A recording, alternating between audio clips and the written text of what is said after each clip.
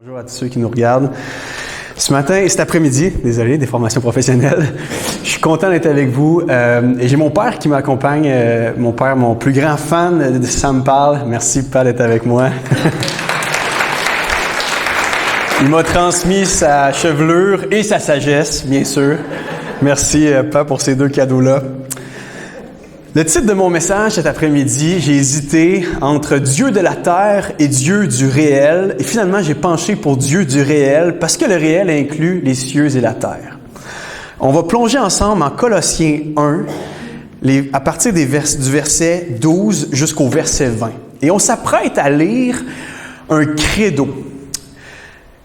Un credo, c'est probablement les parties du Nouveau Testament les plus intéressantes à aller lire parce que ce sont des bouts de doctrine formulés de manière stylisée et rythmée qui circulaient chez les premiers témoins oculaires de la résurrection, chez les premiers chrétiens dans la première Église pour se rappeler, pour mémoriser et pour célébrer l'œuvre de Christ.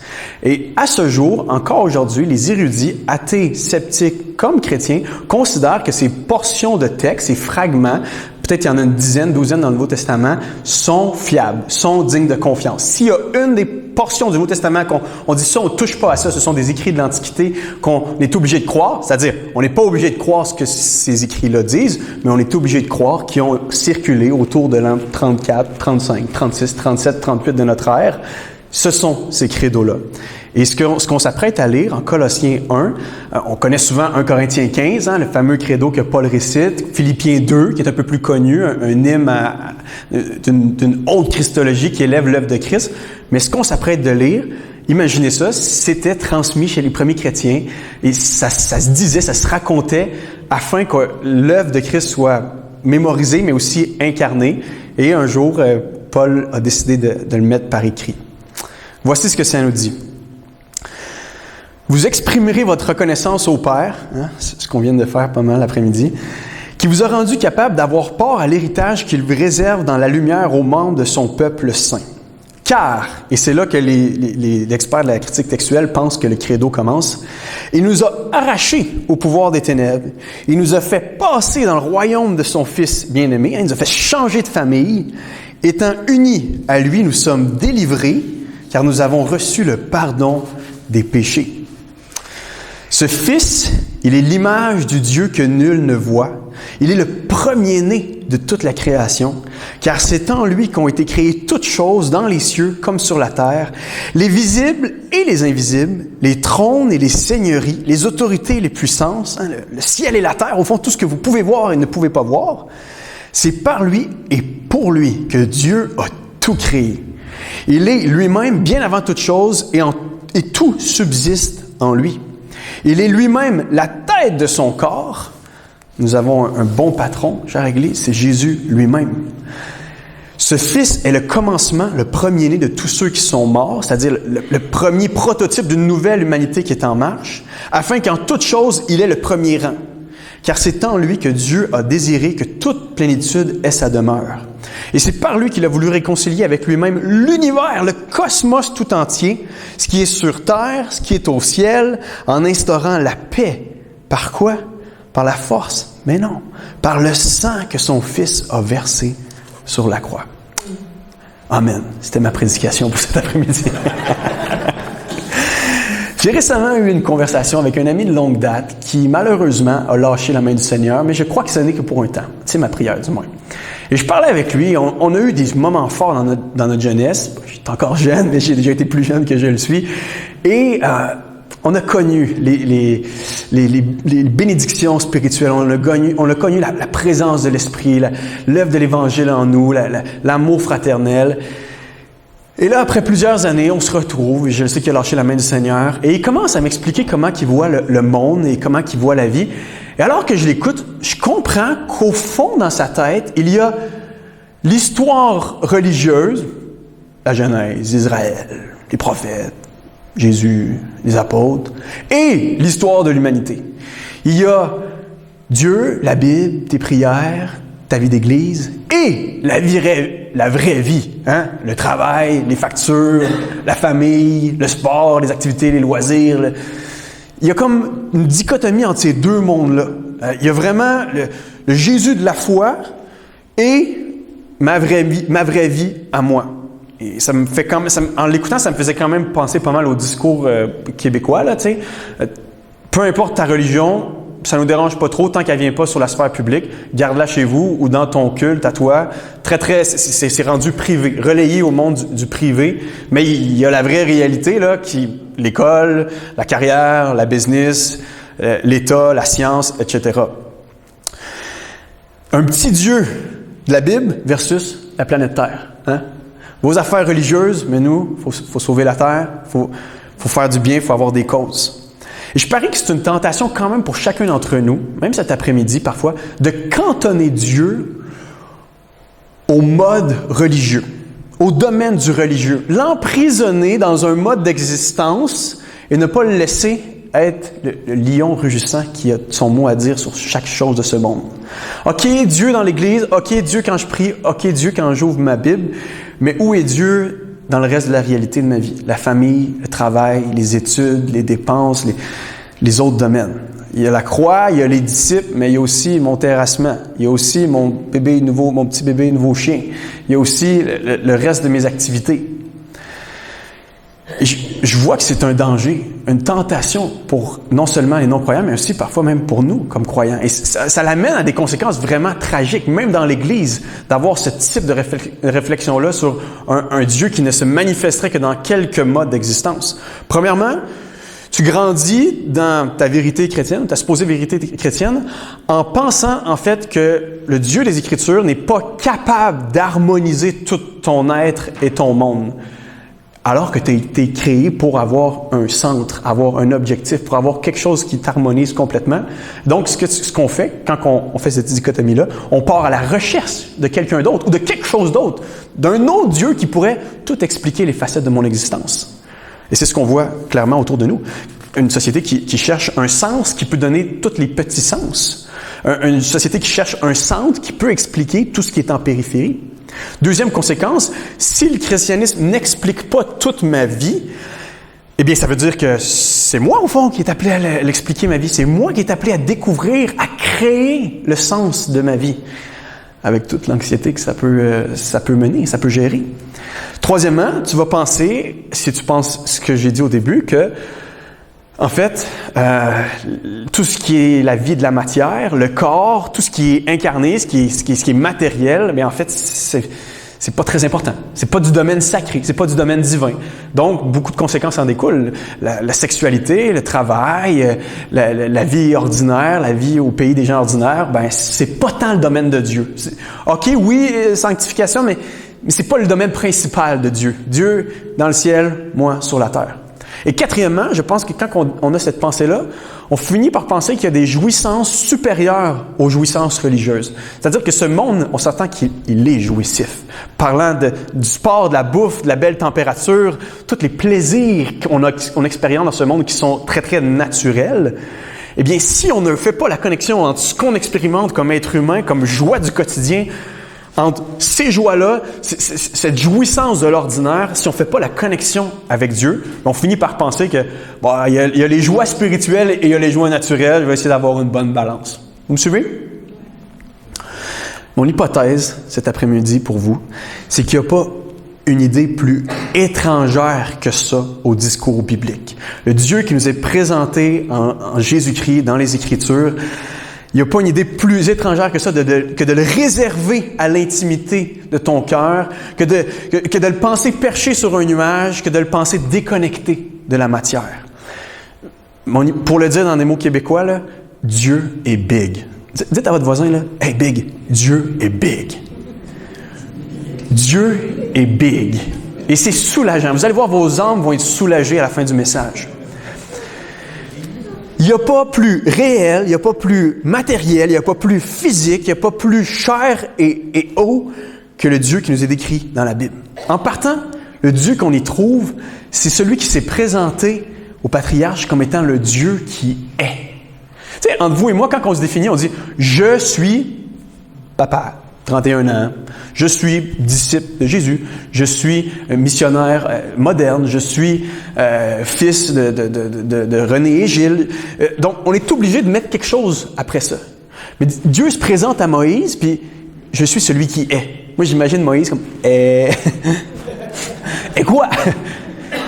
Celui, l'être qui possède l'être en lui-même, qui n'est pas obligatoirement obligé de se définir avec quelqu'un d'autre ou quelque chose d'autre. L'être qui est autosuffisant.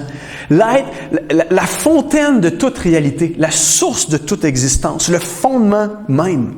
Père, Fils, Saint-Esprit, une seule essence divine en 3 personnes. Ça, c'est le discours biblique. Un Dieu qui n'a pas été créé, on l'a lu ensemble, qui n'a pas été créé. Hein? Des fois, je parle avec des gens, puis j'ai l'impression qu'ils pensent que Dieu a été créé par Steve Jobs ou Chuck Norris. Non, c'est pas le Dieu de la Bible, en tout cas. Pas celui-là. Les théologiens, aussi longtemps qu'on remonte dans l'histoire, l'ont nommé Dieu étant la cause première. On regarde le monde autour de nous, on réalise cause à effet, cause à effet, cause à effet. Tout ce qui arrive dans notre monde, on peut déceler une cause qu'il y a derrière. Eh bien, ça veut dire que notre monde doit avoir une première cause. Sinon, ça marche pas, cette logique-là. Il doit avoir une première cause qui met en marche le cycle de cause à effet. Eh bien, c'est comme ça que la Bible nous le présente. Le Dieu qui était là avant que rien n'existe, mais qui est la cause à tout ce qu'on voit autour de nous. En dehors du temps, en dehors de la matière, en dehors de l'espace. Ça veut dire que si cet après-midi, on inventait une machine à creuser la réalité. Maintenant, tu voudrais vraiment... C'est quoi qui est au fond de tout ça, là, tu sais? Ah, je vis des choses intérieurement, je vois des choses extérieurement, mais si on inventait une machine là, qui perce le fond de la réalité, là, puis vraiment on s'en va au fond, là, savez-vous qui qu'on trouverait? Jésus. Si on avait cette machine-là à remonter dans le temps, à remonter dans la matière, à creuser vraiment, c'est quoi qui tient le monde comme ça, là, tu sais? Vous trouveriez Jésus-Christ. Car voici ce que dit l'Éternel, qui a créé les cieux et les a déployés, lui qui a disposé la terre, nous dit Ésaïe 42, verset 5, avec tout ce qu'elle produit, qui a donné la vie aux hommes qui la peuplent et le souffle de vie à ceux qui la parcourent. Non seulement la Bible nous décrit Dieu comme étant l'être qui possède l'être, mais la Bible nous décrit nous comme étant des êtres humains qui dérivent de cette existence suprême, de cet être immanent, de cet être invisible, de cet être intemporel qui est Dieu. Lorsque Paul prêche la bonne nouvelle à Athènes, il peut pas tant partir sur des concepts qui sont juifs, parce qu'il devait y avoir quelques juifs, mais la plupart, c'était des Grecs, c'est des gens qui aimaient la philosophie, qui aimaient réfléchir sur les philosophes de leur temps, les poètes de leur temps. Et voici ce que Paul leur dit. Il leur dit, Dieu qui a créé l'univers et tout ce qui s'y trouve, qui est dans le Seigneur du ciel et de la terre, n'habite pas dans des temples bâtis main d'homme. Il n'y a pas besoin non plus d'être servi par des mains humaines, comme s'il manquait quelque chose. Au contraire, c'est lui qui donne à tous les êtres la vie, le souffle et toute chose. C'est comme si Paul est en train de leur dire, là, attention, votre prochaine respiration, gracieuseté de Dieu. Votre prochaine respiration, gracieuseté de Dieu. À partir d'un seul homme, il a créé tous les peuples pour qu'ils habitent la surface de la terre. Il a fixé des périodes déterminées et établi les limites de leur domaine. Par tout cela, Dieu invitait, attirait les hommes à le chercher, à le trouver, peut-être comme à tâtons, lui qui n'est pas loin de chacun de nous. En effet, c'est en lui que nous avons la vie, le mouvement et l'aide, comme l'ont aussi affirmé certains de vos poètes, car nous sommes ses enfants. Regardez la réalité autour de vous. Regardez la nature, regardez le soleil qui sort, regardez l'immensité de l'univers. Allez faire un tour au planétarium. Examinez les relations. Asseyez-vous sur un banc, regardez les gens. Allez voir les grandes œuvres d'art au musée des arts contemporains. Regardez l'ingéniosité qu'on trouve dans la technologie humaine. Regardez les finales de hockey, les finales de basket. Vivez un bon souper entre amis. Allez danser, jouez au soccer, faites n'importe quoi, faites l'amour et vous verrez que Dieu est là. Tout ce qui est dans ce monde vient de Dieu. Tout ce qui existe vient directement de la main tendue de Dieu. Dieu est propriétaire et roi de tout ce qui est. Le mal n'existe pas. Le mal n'est que corruption, déformation de ce qui est, du bon, du beau et du juste. Le théologien Abraham Cooper qui a dit, je ne sais pas si je le prononce bien, mais Abraham Keeper, merci. Il n'y a pas le moindre centimètre carré dans la totalité du domaine de notre existence humaine dont le Christ, qui est souverain sur tout, ne puisse dire « c'est à moi ». Il n'y a pas un pouce carré de l'univers que Jésus ne peut pas dire « c'est à moi ». Je suis propriétaire de tout ça. Dieu est propriétaire et c'est comme si Dieu a transmis les clés du magasin à Jésus. Dieu est souverain. Dieu est le gérant de tout ça. On lit en Jean 1,5, en elle, parlant du Verbe, mais en fait, en Jésus était la vie, et la vie était la lumière des hommes. Des hommes tout court, pas juste des croyants, là, des hommes et des femmes. La vie était la lumière des hommes et des femmes. Cette lumière était la véritable lumière qui, en venant de ce monde, éclaire tout homme. Notre société ressemble à... Vous connaissez, c'est quoi une power bar? Une barre d'extension? Power bar.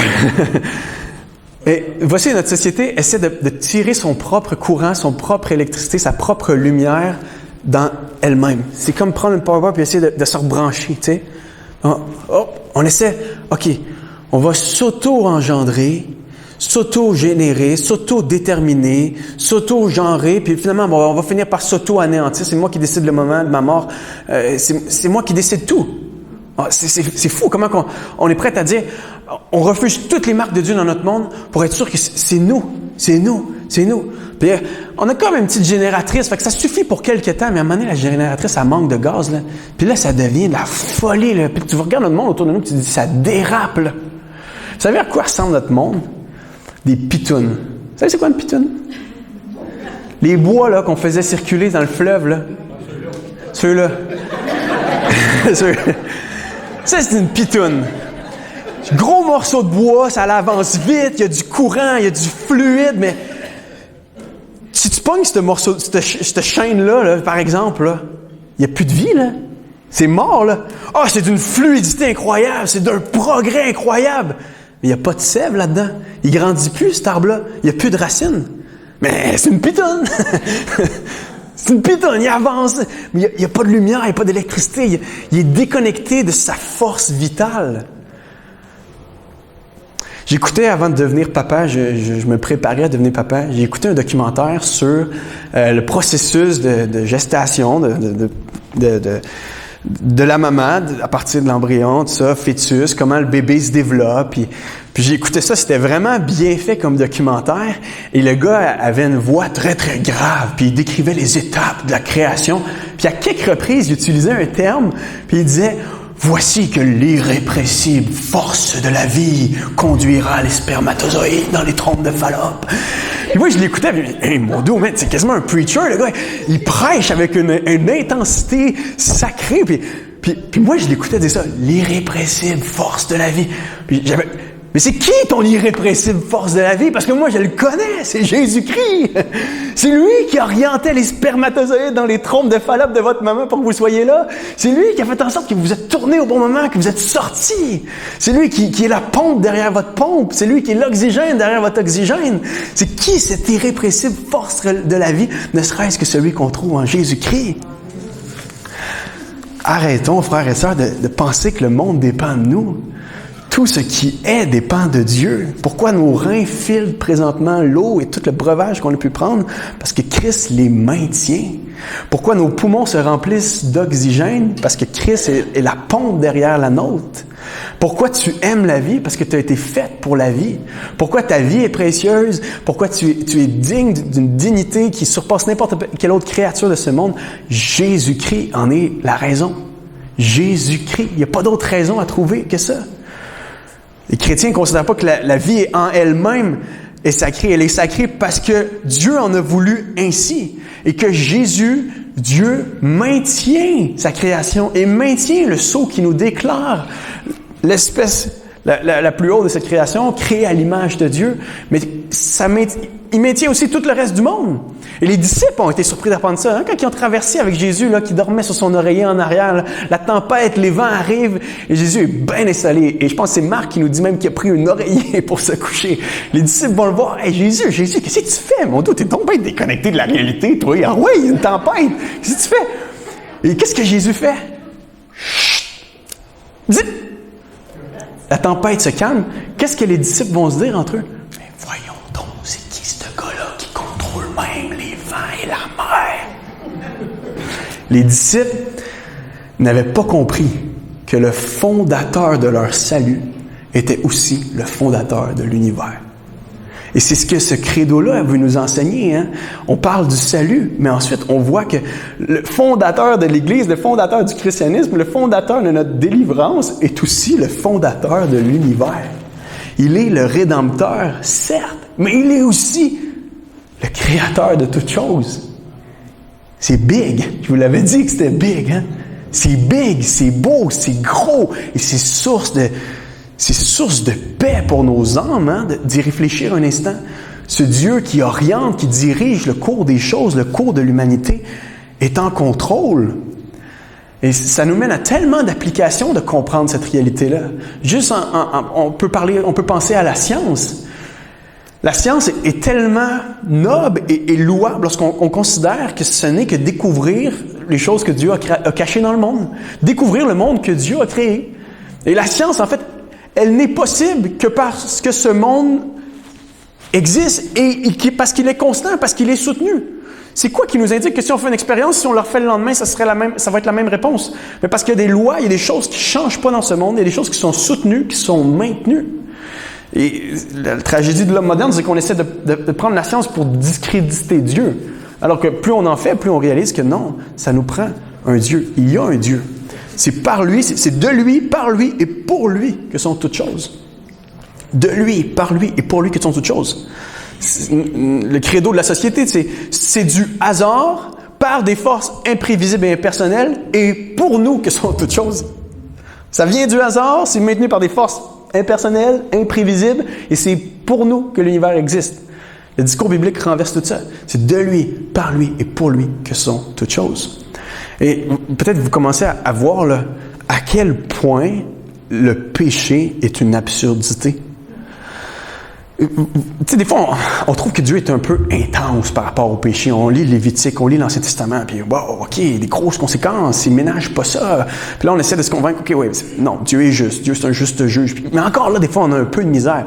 Mais quand on réalise là, que notre existence là, ne tient que de lui, qui a tout créé ce monde pour nous, qui a tout fait, qui nous bénit, nous nourrit, nous donne toutes les récoltes, les saisons, nous donne tout ce qu'on a besoin pour vivre. Mais quelle absurdité d'utiliser le même souffle, la même vie que Dieu nous a donnée pour le maudire, ou pour juste être insouciant, ou pour être incrédule, ou pour aller contre sa volonté. Pour vrai, on mériterait de disparaître à chaque péché. On néglige la personne à qui on doit absolument tout. On utilise même sa matière brute pour se retourner contre lui. Le péché, c'est une anomalie dans l'univers. C'est une anomalie, une dysfonction des plus tordues de l'être humain qui mérite la mort, la cessation de l'existence, la séparation complète avec Dieu. Imaginez une mère monoparentale qui prend soin de son enfant depuis sa jeunesse, qui l'élève, qui l'éduque, pas de papa dans le décor, puis elle donne tout pour cet enfant-là. Elle travaille 2 jobs, elle en arrache, mais elle se dit, mon garçon va avoir une bonne éducation, mon garçon va avoir tout le contexte le plus favorable pour pouvoir devenir un homme épanoui. Et c'est ce qui arrive. Décroche des bonnes études, une bonne carrière, un bon emploi, un niveau de vie confortable, mais du jour à l'autre, décide de simplement couper les ponts et d'envoyer une lettre à sa maman à sa fête, puis une lettre à Noël. Très poli, un excellent citoyen, hein? Impeccable. Vous le regarderez, bon job, une petite famille, il fait ses affaires, mais il envoie juste une petite lettre de temps en temps à sa mère. Est-ce que vous diriez que cet homme-là est moral? Pourquoi? Pas parce qu'il fait le mal, mais parce qu'il néglige la relation à qui il doit tout. Il agit super bien, il est peut-être même vraiment impeccable dans sa manière de se conduire, mais il néglige une relation qui est vitale pour lui. Qu'est-ce qu'il fait? En fait, il manque de reconnaissance pour celle qui a tout donné jusque-là. Ça, c'est une des facettes, je pense, qu'on peut comprendre le péché par ça. Le péché, c'est de vouloir utiliser tout ce que Dieu nous a donné pour lui lancer notre poing comme ça. Tu sais, j'ai pas besoin de toi, je vais me débrouiller tout seul. C'est une déclaration d'indépendance à partir du même matériel que Dieu nous a donné. C'est de vouloir vivre dans ce monde à crédit. Je vais continuer de vivre dans ce monde-ci, de profiter de tout ce que Dieu me donne, mais à crédit. je ne donnerai pas aucun mot de reconnaissance à son Créateur. Je vais enfermer la vérité, je vais l'enfouir profond dans mon âme et je vais vivre comme si c'était moi le centre du monde. Dieu est source de toute réalité, Mais plus que ça, l'apôtre Paul, il va comme une note plus loin. Encore une fois, en Acte 14, lorsqu'il prêche à des païens, il est obligé d'y aller avec des termes qui sont connus par les païens, par la philosophie. Et là, Paul et Barnabas font un miracle. On les amène pour les idolâtrer. Voici ce que Paul répond. Quand les apôtres et Paul apprirent qu'ils voulaient leur faire un sacrifice, ils déchirèrent leurs vêtements en signe de consternation, se précipitèrent au milieu de la foule en disant « Hey, les amis, qu'est-ce que vous faites là? On est que des hommes, nous autres. Là. On est semblables à vous autres. On n'est pas des dieux. On est venus ici pour vous annoncer une bonne nouvelle. Il vous faut abandonner le plus rapidement possible ces idoles inutiles pour vous tourner vers le Dieu vivant. Qui quoi? Qui a créé le ciel, la terre, la mer et tout ce qui s'y trouve. Dans les siècles passés, ce Dieu a laissé tous les peuples suivre leur propre chemin. Pourtant, il n'a jamais cessé de leur donner des témoignages de sa bonté, car il vous envoie du ciel la pluie et des fruits abondants en leur saison. Oui, c'est lui qui vous donne la nourriture en abondance. Et écoutez ça, c'est lui qui comble votre cœur de joie. C'est comme si Paul est en train de leur dire, oui, le Dieu vivant, c'est celui qui a créé toutes choses, mais ce même Dieu-là pourvoit tout ce qui est bon à l'intérieur de vous. Il n'y a pas un once de paix, de sécurité, de joie, d'amour qui ne vient pas de Dieu. Il n'y a rien qui est bon en vous qui ne vient pas de Dieu. De tous les plaisirs sains qu'on peut expérimenter sur cette terre, c'est Dieu qui les a créés et qui les permet. Sentiment de plénitude, sentiment de satiété, sentiment d'abondance, un rire de bon cœur, rempli vraiment juste d'une joie qui vient comme ça. C'est Dieu qui est derrière tout ça. Et c'est ce qui a contribué à convertir un intellectuel comme C.S. Lewis, qui expérimentait une joie qui venait du ciel, puis il cherchait à la répéter, à la garder, puis ça marchait pas. Juste à temps qu'il comprenne que la joie est un sous-produit de quelque chose d'autre. Sous-produit de Dieu, d'une bonne relation à Dieu. Amen. Dieu maintient et dirige providentiellement ce monde. Dieu est en contrôle dans ce monde-ci. On a récemment prêché à notre église, l'église de Portail d'où je viens, sur le livre d'Esther, et on s'est vraiment rendu compte dans l'église que dans le seul livre où on ne mentionne pas le nom de Dieu, Dieu est vraiment en contrôle et souverain, dirige le cours de l'histoire. Il n'y a pas une histoire religieuse puis une histoire séculière. Il y a le Dieu qui agit, qui fait arriver son plan dans les gouvernements, qui domine le cœur des rois comme on fait aller un courant d'eau à notre guise. Et c'est vraiment réconfortant pour nous de savoir que Dieu utilise nos circonstances, nos épreuves, même les complots, même les gouvernements, même tout ce qui peut se passer autour de nous. Dieu utilise tout ça pour accomplir son plan et sa volonté. Dieu utilise même le mal. Même le mal est comme soumis à sa volonté et Dieu le récupère. L'événement le plus atroce de toute l'histoire de l'humanité, la croix, est devenu l'événement le plus glorieux de toute l'histoire de l'humanité. Dieu se sert du mal pour accomplir sa job. Quand Job s'est ostiné avec Jésus, avec Dieu, Jésus par biais, Dieu lui a répondu quoi? Dieu aurait pu lui expliquer, lui faire un sermon théologique sur pourquoi je permets la science, pourquoi je permets le mal, la souffrance, excusez, pourquoi je permets la souffrance dans ce monde-ci, comment je m'en sers, c'est quoi le cheminement par ça, lui donner des arguments philosophiques. Non, Dieu il répond quoi? T'étais où quand j'ai créé les Bambis? T'étais où quand j'ai créé les animaux? T'étais où quand j'ai créé la terre? T'étais-tu là à m'aider? Dieu est en train de lui rappeler, « Hey, je suis assez big pour que tu te confies en moi dans tes souffrances. Je suis assez grand, assez gros, assez large, j'ai le bras assez long là, pour que tu puisses continuer de me craindre et continuer d'être un homme fidèle à moi. » Ça, c'est Dieu qu'on sert. Un Dieu qui a le bras long. Quand on dit quelqu'un, lui, il a le bras long, ça veut dire qu'il contrôle pas mal un peu tout ce qui se passe là. Ça, c'est notre Dieu, frère et sœur. Un Dieu qui a le bras long, qui est capable vraiment de gérer l'univers tout seul. Et je sais que des fois, vous avez envie d'être le secrétaire de la Trinité, mais Dieu n'en a pas besoin.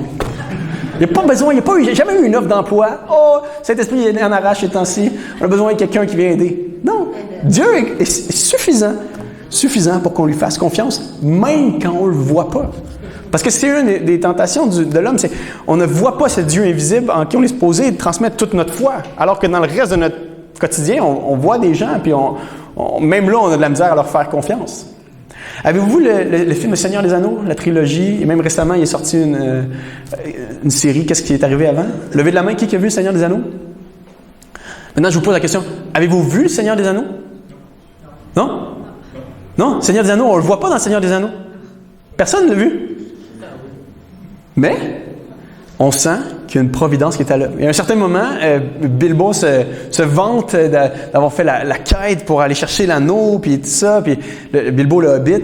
Et là, Gandalf est à côté, puis il les ramène à l'ordre et il dit « Tu penses pas vraiment, n'est-ce pas, que toutes tes aventures et tes évasions ont été gérées par la pure chance, juste pour ton seul bénéfice? Plus d'une puissance était à l'œuvre. » Dans ce monde où on ne voit pas les puissances, il y a plus d'une puissance qui est à l'œuvre dans nos vies et dans ce monde pour faire arriver le plan de Dieu. Il y a une providence qui est là, qui agit dans ce monde. Dieu, source de toute réalité, qui contrôle la réalité et qui dirige vers une fin cette réalité. Dieu qui est un Dieu qui est proche de nous. Quand on a les yeux ouverts, on est capable de le repérer un peu partout. Et c'est pour ça que Paul à Athènes va dire, si vous y allez en cherchant un peu, en examinant le monde autour de vous, vous allez découvrir ce Dieu-là. Dieu a placé 1001 symboles dans ce monde-ci qui nous rappellent son existence, qui nous font écho à lui. Et là, je pourrais en nommer des centaines, mais faites juste vous lever et puis regardez le soleil. Ce n'est qu'une part l'impression du soleil qui est Dieu. Sa chaleur, sa luminosité, sa grandeur, on peut pas être trop au soleil, on peut même pas le regarder en pleine face, mais grâce à lui, on peut vivre. On pourrait parler de la famille, le fait comment que la famille est une métaphore vivante de Dieu. Juste le Dieu trinitaire, hein, différent, mais une seule essence. C'est quoi la famille, ne serait-ce que c'est ça? On est différents, mais je suis de la même famille. Une part l'exemple de la Trinité, ou juste de l'amour sacrificiel qu'on retrouve dans la famille. C'est drôle, mais les évolutionnistes n'arrivent pas à l'expliquer, ça. Ça vient d'où qu'une maman se sacrifie pour son enfant autant que ça? Parce qu'honnêtement, là, moi, je vais vous le dire, là, si je pensais à ma survie de mon espèce, là, je les aimerais pas autant, mes enfants. Parce que plus je me donne pour eux, plus je suis fatigué, plus je risque de survivre un peu moins longtemps. Il n'y a rien d'évolutionniste dans la famille. Il n'y a rien. C'est du sacrifice pur. Pourquoi ma femme se donne? Elle est mue par une irrépressible force de la vie, de l'amour, du sacrifice. La famille, et c'est drôle, parce que quand je parle avec des amis que j'ai qui sont non-croyants puis qui me disent qu'ils ont un enfant, c'est toujours là qu'il y a une petite ouverture, une petite brèche, parce qu'il y a quelque chose qui s'installe quand ils commencent à avoir leur enfant, puis à sacrifier pour l'enfant, puis à comprendre l'amour. Il y a une sensibilité qui s'instaure du moment, parce que dans la vie naturelle, ils réalisent qu'il y a quelque chose qui dépasse le naturel. Juste en étant papa, juste en étant maman. Ce sont des indices, c'est le genre d'indices que Dieu a placé partout dans notre monde pour qu'on ait cet appétit à aller chercher, qu'on ait cet appétit à le découvrir. Les perfections invisibles de Dieu se voient comme à l'œil nu depuis la création du monde. À l'œil nu, quand on veut voir, quand on a la bonne paire de lunettes, quand on a les yeux ouverts, on arrive à les voir. Et encore une fois, on voit la grandeur et le voile qu'est le péché. Hein? Alors que tout dans notre monde porte la signature de son auteur, il est quand même possible de refuser cette auteur-là. D'avoir le livre ouvert de la nature devant nous et de le refermer chaque jour et de le tasser. Mais vous savez, c'est quoi la bonne nouvelle? C'est que cet auteur-là du monde est devenu un acteur dans sa propre pièce de théâtre dans la personne de Jésus. Y a-t-il Dieu plus grand et plus amour que ça, que de s'incarner? Jésus est devenu matière. Dieu, l'intemporel, est devenu temporel. Celui qui était là de tous les temps est entré dans ces temps. Le Dieu, à l'origine, qui contrôle l'histoire, et a fait partie de l'histoire. On soupirait quasiment un Dieu aussi bon que ça. Hein? Même quand tu lis les mythes, les histoires païens, on soupire à ce Dieu-là qui prend la forme et qui devient un homme, un mi-dieu, mi-homme. Jésus est tout ça et même plus encore. Jésus qui devient matière, qui devient des nôtres, qui vit dans ce monde, mais qui est le Fils du Dieu véritable venu pour nous sauver de notre aveuglement, de notre résistance à ce livre ouvert qu'est la nature. Les mêmes mains qui ont créé l'univers ont été clouées sur cette croix pour vous et moi. Les mêmes mains qui ont façonné votre existence. Parce que je vous rappelle qu'il y a un moment où vous n'existiez pas. Hein? Il y a un moment où vous n'étiez pas. Vous n'aviez pas la vie. Vous n'avez créé aucune condition nécessaire à votre existence. Ni moi d'ailleurs. Vous n'aviez pas prévu le coup. Vous seriez là. Vous avez déjà pensé à ça? Mais il y en a un qui avait prévu le coup. Il y en a un qui formait la matière, la personnalité que vous alliez être, d'une unicité, d'une beauté. Et ces mêmes mains-là, il y a 2000 ans, ont été clouées à l'extérieur de Jérusalem pour vous réinclure dans votre famille initiale. Alors que vous étiez en fugue, partis loin de la maison avec vos théories, votre méchanceté, Jésus est là pour vous arracher, nous arracher des griffes du diable. Et nous permettre quoi? En fait, nous permettre de revivre cette vie pleine de gratitude et de reconnaissance. Parce que la seule réponse honnêtement raisonnable devant l'auteur des galaxies, l'auteur de vos vies, c'est quoi? Merci. Merci. Merci. Je te loue, Père. Je t'adore de ce que tu m'as fait. Une créature si merveilleuse. Je te loue de m'avoir offert ce bon filet mignon ce soir, Père éternel. Je te loue. Tu contrôles ma vie. Tu contrôles ma famille. Tu as tout créé pour ta gloire et pour ma joie. Tout créé pour ta gloire et pour ma joie. C'est le sentiment qui devrait venir à l'intérieur de nous alors qu'on se convertit. La conversion, c'est d'offrir les merci à Dieu qu'on devrait lui offrir. C'est de diriger nos regards, diriger nos cœurs vers lui. Dieu avait eu un plan de sauvetage depuis le début de l'humanité, de venir dans sa création et nous arracher des puissances des ténèbres afin qu'on puisse être tourné vers les puissances de la lumière. 1 Timothée 4,4 nous dit « Car tout ce que Dieu a créé est bon. Rien ne doit être rejeté au fond, pourvu qu'on le prenne avec reconnaissance, pourvu qu'on le prenne avec action de grâce. » Je me rappelle, il y a quelques années, j'étais allé en Gaspésie. On a fait 2 fois le tour de Gaspésie. Qui était déjà allé en Gaspésie? Tu arrives au Mont-Saint-Pierre, tu arrives au bout du monde, tu arrives au rocher percé, puis t'as beau être le plus athée des athées. Là, c'est comme quand tu vois ton enfant sortir du ventre de ton épouse. T'as beau être athée, t'es pas athée pendant cette minute-là. Tu déroges, t'es un athée en théorie, mais pas en pratique, en tout cas. Hein, parce que t'as les larmes aux yeux, t'es ému, t'es transporté dans une transcendance qui dépasse ton langage. Même souvent, on va dire quoi? On va dire « je suis sans mots ». Effectivement, tu n'as pas de mots pour dire ça parce que c'est plus grand que toi. Et on est allé en Gaspésie et on a vécu un moment comme ça avec des jeunes qu'on avait rencontrés, un couple d'amis qui sont devenus des amis en fait, puis ils n'étaient pas croyants. Et alors qu'on monte la montagne, j'annonce l'Évangile. Moi, c'est facile. Ils me demandent qu'est-ce que je fais dans la vie. Ben, je parle de Jésus, mais d'une façon un peu plus cool que la majorité des gens que tu as entendus peut-être. Puis là, j'y parle l'Évangile, puis tu sais, j'y explique, puis je parle des bases, puis Dieu créateur, un peu comme Paul le fait avec les païens. Puis Dieu créateur, Dieu qui a pensé à nous, Dieu pour notre joie, Dieu qui a tout établi, nous qui se rébellions, puis qui s'en vont à l'ouest avec nos pensées, puis qui vont vivre pour nous, par nous, etc. Tout ça. Puis j'y raconte l'Évangile, puis ça reste là, puis je vois une belle réceptivité. Mais je termine en y racontant l'Évangile avec le sujet de la reconnaissance, le fait que moi, je vis juste ma vie de manière beaucoup plus exponentielle que toi, parce que toi, tu vis les mêmes joies que moi, mais t'as personne à qui remercier. T'as trop de choses bonnes qui t'arrivent, mais personne à qui remercier. C'est un scandale, hein? Trop de temps pour exister, mais pas assez de raisons de le faire. C'est anxiogène de ta vie. Je disais pas ça de même, là, mais pas loin. Je disais, au fond, t'es pas loin de moi. C'est juste que toi, tu veux pas lever les yeux vers en haut, tu sais. Quelque chose comme ça. Avec plus de grâce, puis je pense que Saint-Esprit m'aidait.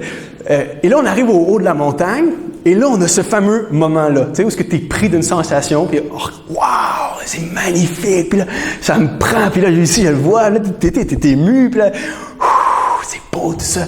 Là, je dis, merci Seigneur. Là, il me regarde, genre, toi, t'as quelqu'un à remercier, tu sais. Puis ça a été la preuve, genre, incarnée. J'ai regardé, j'ai dit, tu vois, moi, j'ai quelqu'un qui est remercié, pas toi, tu sais. Moi, j'ai un papa que je peux remercier dans le ciel pour tout ça. Toi, non. Si tu le refuses, tu as personne à qui remercier. Mais tu as la chance d'avoir un merci qui se rend dans l'univers, qui se rend au Dieu du ciel. Tu as la chance d'exprimer une gratitude envers ce Dieu-là. Frères et sœurs, ne négligeons pas la reconnaissance pour les choses naturelles de ce monde-ci. Pour les choses ordinaires. Bien évidemment, pour l'héritage spirituel, pour toutes les bénédictions spirituelles que Dieu nous comble jour après jour, quand on lit dans la parole, le fait qu'on devienne enfant de Dieu, le fait que notre intérieur soit régénéré, la présence, le remplissage quotidien du Saint-Esprit, certainement. Mais oublions pas que toute bonne chose dans ce monde nous vient de la main de Dieu. Et quand on a les yeux ouverts, on est capable de voir la signification, le symbolisme derrière ce monde qui est caché autour de nous. Jésus est vraiment celui qui peut harmoniser les pièces de nos vies. C'est lui qui est capable de nous faire voir le big picture, le grand portrait, le casse-tête. Souvent, on a l'impression que nos vies, et c'est une des conséquences du péché, que nos vies sont fragmentées. Mais Jésus est la meilleure colle pour recoller les morceaux brisés de notre existence. Jésus nous permet de voir un ensemble qui qui est fidèle à la réalité. Et il y a ce désir à l'intérieur de chacun d'entre nous de toucher du bois, toucher à la réalité. Jésus-Christ, celui qui a fait les choses qui sont visibles et invisibles. Dieu du ciel, mais aussi de la terre. Ne l'oublions pas. Parfois, on est dans le cloud, nous autres, si souvent, on a les yeux penchés, levés vers le ciel, mais on oublie que ce même Dieu-là est fondateur de toute réalité. Et ça nous permet encore plus d'être pris d'une reconnaissance, d'une adoration qui est sincère, qui est véritable, parce qu'on reconnaît que Jésus, notre Sauveur, mais Jésus aussi, celui par qui toute chose subsiste. Amen. Je vous invite à pencher la tête. On va prier en terminant. Père éternel, toi qui as tout fait, en commençant par ce monde et par nous, tu mérites la louange de nos lèvres. Et je veux te dire merci. On veut dire merci, Seigneur, d'avoir pensé à nous, d'avoir pourvu pour un monde si bon, si paisible, si doux, Seigneur. Et malgré la marque, la morsure du péché dans notre monde, on est encore capable de voir qu'il y a 1001 bonnes choses qui nous arrivent. Tellement comme dit le psalmiste, même si on voulait se mettre à compter les bonnes choses qui nous arrivent, même quotidiennement, on ne serait pas capable de tenir le compte. On ne serait pas capable, Seigneur, parce qu'il y en a tellement. Merci pour ta fidélité juste dans ce monde. Merci, Seigneur, pour ton soleil qui se lève tous les matins malgré notre péché, malgré nos manquements, notre infidélité. Nous sommes si souvent infidèles et tu demeures fidèle, tu demeures bon. À un tel point que tu as envoyé ton Fils Jésus afin de nous reconnecter, de nous ramener à toi et d'effacer la dette de nos péchés. Seigneur, on soupire après le retour du grand roi, mais aussi un ordre nouveau, un monde nouveau dépouillé de toutes ces puissances du mal qui affectent et infectent ce monde et notre intérieur également. Seigneur Jésus, viens régner dans nos cœurs, viens régner dans ce monde. Puissions-nous être un peuple reconnaissant, rempli de gratitude, rempli de joie, qui sait profiter mieux que quiconque des merveilles de ce monde. Que ton nom soit élevé, que ton nom soit glorifié dans le ciel et sur la terre. Amen.